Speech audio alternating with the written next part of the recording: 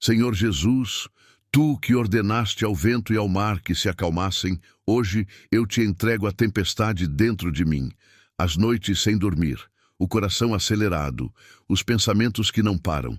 Sussurra ao meu espírito a tua palavra poderosa. Paz, seja ainda.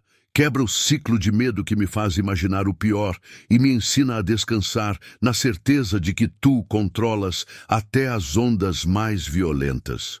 Cobre minha mente com o teu escudo de paz, que desafia toda a lógica humana.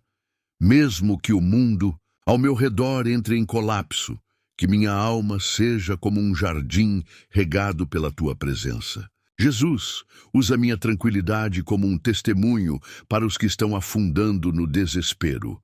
Mostra-me como respirar tua graça nos momentos de pânico e transformar cada crise em um altar de adoração. Amém.